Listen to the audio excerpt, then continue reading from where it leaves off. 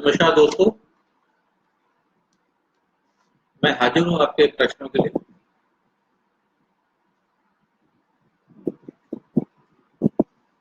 योग, प्राकृतिक चिकित्सा, मेडिटेशन से संबंधित जो भी आपके प्रश्न हैं, आप पूछिए, टाइप कीजिए।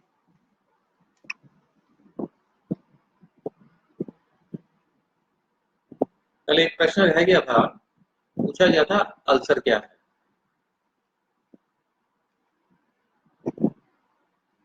प्राकृतिक चिकित्सा में अल्सर का सीधा सीधा सा मतलब है कि आंख में, छोटी आंख में या बड़ी आंख में कोई भी जख्म हो जाना। साधारण भाषा में अगर मैं आपको कहूँ, कोई फोड़ा हो जाना, कोई जख्म हो जाना, उसको अल्सर कहते हैं। और कहीं भी फोड़ा हो या जख्म हो तो उस पर जब भी कोई तीखी चीज लगती है, थोड़ा सा भी स्पर्श होता है, कुछ भी स्पर्श होता है, पानी भी अगर स्पर्श होता है तो वो महसूस होता है। अल्सर की सबसे ज्यादा जो वजह पाई गई है होने की, वो है पित्त। जिन भी लोगों की प्रकृति पित्त है, एसिड, जिन लोगों को एसिड ज्यादा बनता है, उन लोगों को ज्यादा संभावना अल्सर की होती है। एक जो लोग तीखा ज्यादा खाते हैं, चाय ज्यादा पीते हैं, जल्दी जल्दी भोजन करते हैं, ठीक से चबा के भोजन नहीं करते हैं, गरम ठंडा एकदम से कर लेते हैं, एकदम से कुछ गरम खाया, फिर ठंडा खा लिया, गरम खाया, ठंडा खा लिया, गरम भोजन करा, एकदम से उसके ऊपर आइसक्रीम खा ली।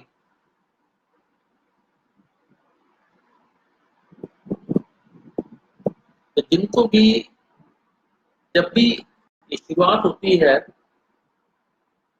अपच से, अपच होने लग जाती है, वॉमिटिंग सेंसेशन होने लग जाता है।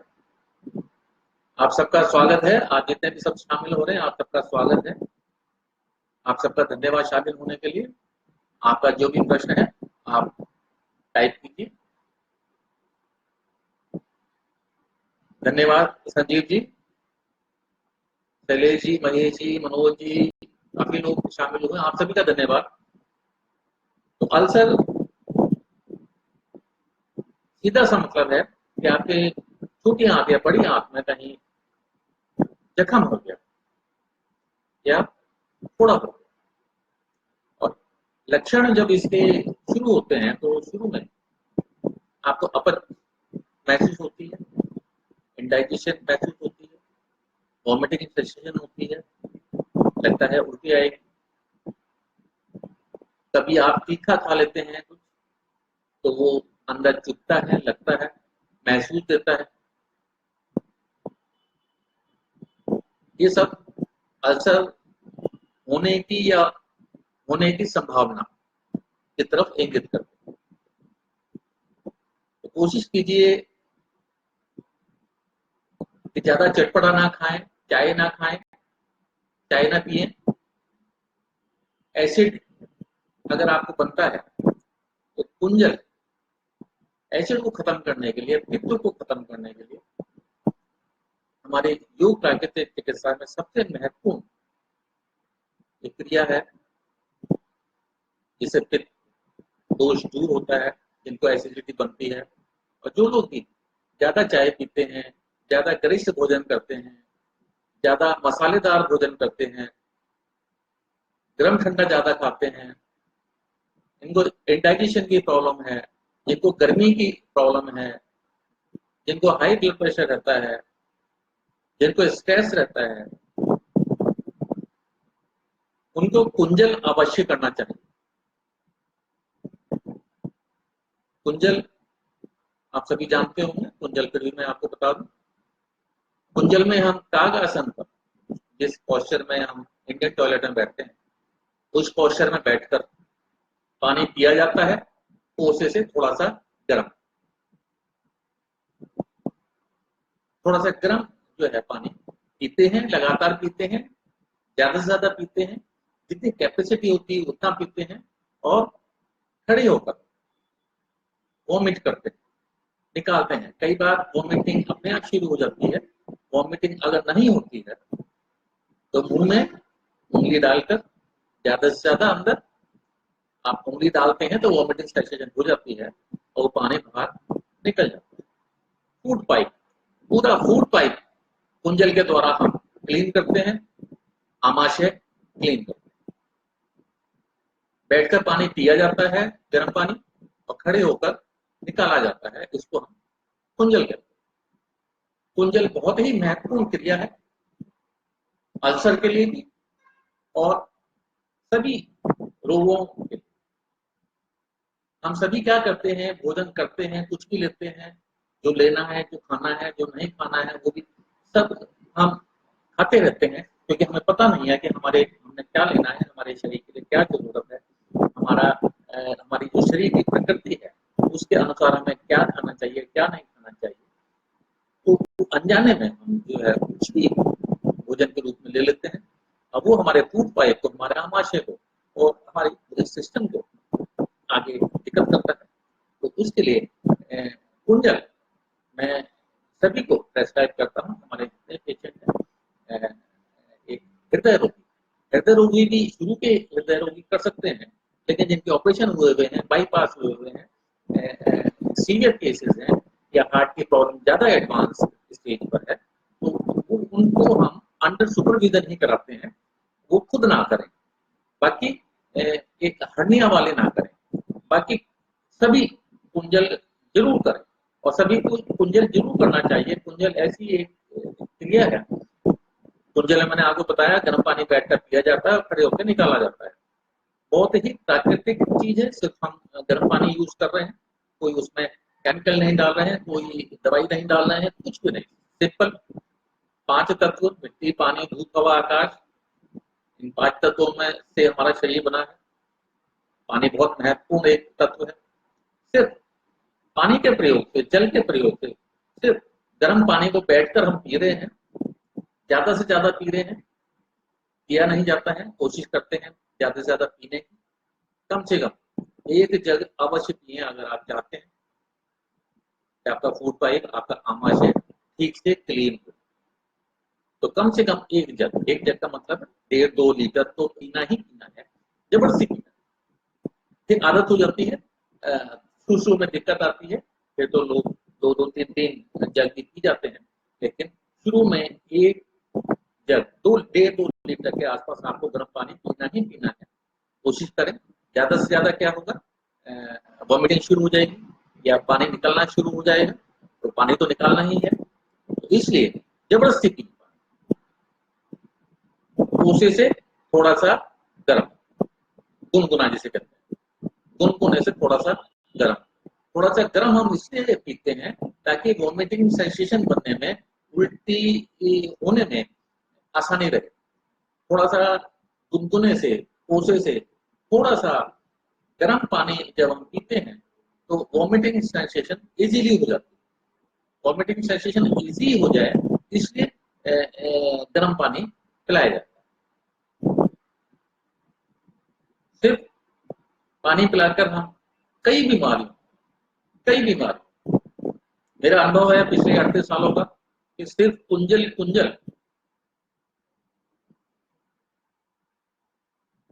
की जो विधि है उससे हम 80% बीमारियां दूर कर सकते हैं, या 80% बीमारियों से बचाव कर सकते हैं। अगर हम 10 साल की उम्र के पश्चात बच्चों को कुंजल कराना शुरू करें, शुरू में 3-4 दिन लगातार, उसके बाद हफ्ते में 1 बार। कृपया लिख लें, नोट कर लें। बैठकर पानी गर्म पीना है और खड़े होकर निकालना है। शुरू में 3 दिन लगातार करना है, सुबह शौच वगैरह जाने के बाद खाली पेट, और फिर हफ्ते में 1 बार। सभी को करना है, 10 वर्ष से ऊपर सभी को रोज करना। हफ्ते में शुरू में 2-3 दिन करना है, फिर हफ्ते में एक बार करना है, सभी को करना है। सिर्फ जो हार्ट पेशेंट हैं, जिनका बाईपास सर्जरी हुई है या हार्ट के ज़्यादा गंभीर रोगी हैं, वो ना करें और हर्निया वाले ना करें। इसके अलावा जितने भी लोग हैं, सब करें। कुंजल अवश्य करें। कुंजल आप करेंगे 80% आप निरोगी हो सकते हैं।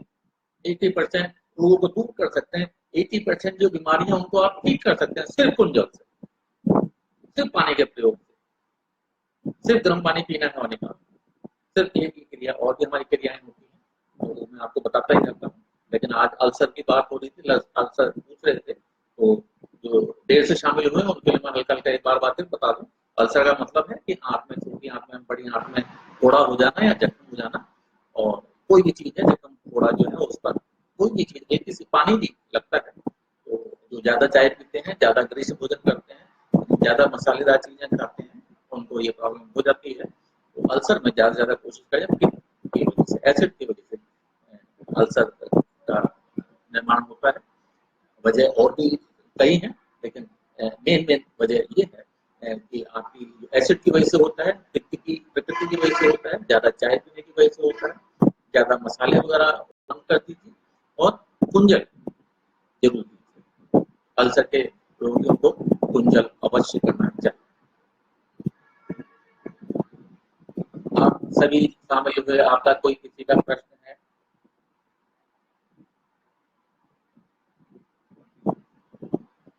मंटो जी, परवेज जी, संजय जी, किशोर जी, नवीन झा जी, आप सबका नमस्कार है। सब शामिल हुए, Shailesh ji, Mahesh ji, Manoj ji, Ajay ji, Sanjay Kumar ji, nice effort, Sanjay Kumar, nice to see you, धन्यवाद आपको सबको भी, राजीव जी, जमाल जी, शंभू जी, आप सभी का, उमेश जी, फागुनी जी, आप सभी का बहुत बहुत धन्यवाद। किशन जी, सब जितने भी शामिल हुए हैं सबका बहुत बहुत धन्यवाद है। और अपना प्रश्न पूछिए, आप प्रश्न पूछते हैं तो आपकी भी जिज्ञासा शांत होती है और उससे और भी लोगों को फायदा होता है। तो उसमें आप कोई अपना प्रश्न है तो प्रश्न पूछिए।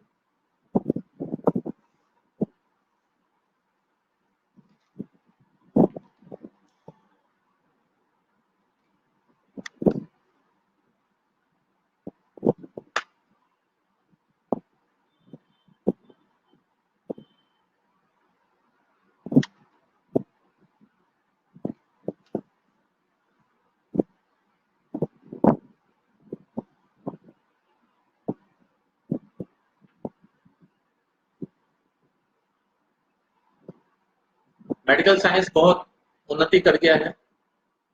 इतनी उन्नति कर गया है कि अमेरिका में बैठा डॉक्टर टेलीपैथी के द्वारा दिल्ली में बैठे पेशेंट ऑपरेशन कर देता है। लेकिन मेडिकल साइंस ने एक और तरक्की की है, हर घर घर में रोगी हो गए। बड़े दुख के साथ कहना पड़ता है, इतना विकास होने के बाद, इतना मेडिकल साइंस की रिसर्च के बाद भी हर घर में रोगी, हर कोई रोगी। उसकी एक ही वजह है कि हमारी जो जीवन शैली है वो प्राकृतिक जीवन शैली नहीं। योग प्राकृतिक चिकित्सा ही एकमात्र तरीका है प्राकृतिक जीवन शैली जीने का, प्रकृति के नजदीक रहने का, 5 तत्वों से शरीर बनाए, 5 तत्वों के नजदीक रहने का, 5 तत्वों से शरीर को कैसे ठीक किया जाता है, पांचों तत्वों का उपयोग प्रयोग कैसे किया जाता है, कैसे हमें प्राकृतिक जीवन शैली अपनानी चाहिए, कैसे हमें अनुशासन, अनुशासित, संयमित जीवन शैली अपनानी चाहिए, योग प्राकृतिक चिकित्सा ही सिखाता है। तो अगर हमें निरोगी होना है, रोगों से बचना है, आने वाली पीढ़ियों को, बच्चों को बचा के रखना है, तो योग प्राकृतिक चिकित्सा के अलावा कोई तरीका नहीं है। प्लीज इस पर ध्यान दीजिए। आप सभी का कर्तव्य है कि आने वाली जो पीढ़ियां हैं, आने वाले जो बच्चे हैं, वो स्वस्थ रहें, निरोगी रहें, रोग मुक्त रहें। प्रदूषण को, पॉल्यूशन को, गंदगी को, रेडिएशन को आप कम नहीं कर सकते, कोई कम नहीं कर सकता। आगे आगे ये चीजें और बढ़नी है। लेकिन एक काम हम जरूर कर सकते हैं कि बच्चों को हम ये सिखा सकते हैं कि अपने शरीर को कैसे मजबूत किया जाए, ताकि जितना भी पॉल्यूशन है, जितना भी रेडिएशन है, जितना भी रोग होने की परिस्थितियां हैं, स्थितियां हैं, वातावरण है, उसका असर हमारे पर कम से कम हो। हमारा शरीर इतना मजबूत हो कि हम उन चीजों को फेस कर सके, हमारा शरीर उन चीजों का असर हमारे शरीर पर ना हो। और उसका एकमात्र कारण योग प्राकृतिक चिकित्सा ही है। योग प्राकृतिक चिकित्सा की शरण में आइए, प्रकृति की शरण में आइए, स्वस्थ सुखी सुंदर हो जाइए। कपिल इंस्टीट्यूट का नारा हमेशा रहा है, प्रकृति की शरण में आइए, स्वस्थ सुखी सुंदर हो जाइए। 1965 से स्वर्गीय डॉक्टर सुरेंद्र कपिल जी ने ये नारा दिया था, एक मोटो दिया था कपिल इंस्टीट्यूट को 1965 में। तब से कपिल इंस्टीट्यूट का ये मोटो है, आइए प्रकृति की शरण में आइए, आइए माँ प्रकृति की शरण में आइए, स्वस्थ सुखी सुंदर हो जाइए। माँ प्रकृति की शरण में जाना ही होगा। जितना दूर हम चलते चले जाएंगे उतना हम रोगी होते चले जाएंगे, जितना हम प्रकृति के नजदीक होते चले जाएंगे उतना हम निरोगी होते चले जाएंगे, बीमारियों से दूर होते चले जाएंगे। सिर्फ छुट्टियों में हम जाते हैं, 2-4 दिन के लिए जाते हैं, तो आपने अनुभव किया होगा कि हमारा तन मन शरीर कितना अच्छा हो जाता है, शरीर हमारा कितना प्रफुल्लित हो जाता है, मन कितना अच्छा हो जाता है, आत्मा को कितनी शांति मिलती है।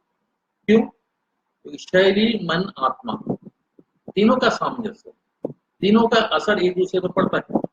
शरीर का असर मन पर पड़ता है, मन का मस्तिष्क पर पड़ता है, मस्तिष्क का आत्मा पर पड़ता है, आत्मा का शरीर पर पड़ता है। ये सारे आपस में जुड़े हुए, हमारे कैसे विचार हैं, हमारे कैसे सोचने का तरीका है, हम कैसे वातावरण में रहते हैं, वो उसका असर हमारे शरीर पर पड़ता है। हम किस तरह का काम करते हैं, हम किस तरह का शारीरिक श्रम करते हैं, शरीर से हम किस तरह से काम लेते हैं, वो हमारे मन शरीर पर आत्मा पर असर पड़ता है। आत्मा, ये सारी जो चीजें हैं, सारा जो सर्कल है, ये सब शरीर मन आत्मा का खेल है। तीनों का सामंजस्य होना चाहिए, तीनों मजबूत होना चाहिए। ऐसा नहीं है कि अध्यात्म के क्षेत्र में हम उठ जाएं और शरीर कमजोर हो जाए, और शरीर मजबूत हो जाए लेकिन मन हमारा गिर जाए, या मन हमारा अच्छा हो और आत्मा हमारी संतुष्ट ना हो। तो ये सारी तीनों चीजें मिला के ही चलना होगा, और ये योग प्राकृतिक चिकित्सा ही सिखाता है दुनिया में, और कोई नहीं सिखाता ना सिखा सकता है।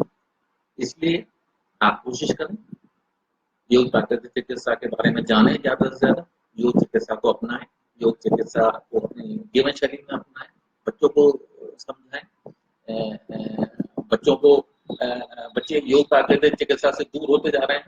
हमारे बुजुर्ग योग प्राकृतिक चिकित्सा के बारे में बच्चों को बताया करते थे, पांचों तत्वों के नजदीक कैसे जाना है, मिट्टी में कैसे खेलना है, पानी में कैसे कूदना है, पेड़ों की छलांग कैसे लगानी है, खेलना कूदना, पांचों तत्वों के नजदीक कैसे रहना है, प्रकृति के नजदीक कैसे रहना है, पेड़ों के पास, उपवन में, फूल पौधों के पास, झरनों के पास, नदियों में, सागर में कैसे जाना है, प्रकृति कैसे नजदीक जाना है, ताकि हमारा शरीर मन आत्मा स्वस्थ बने।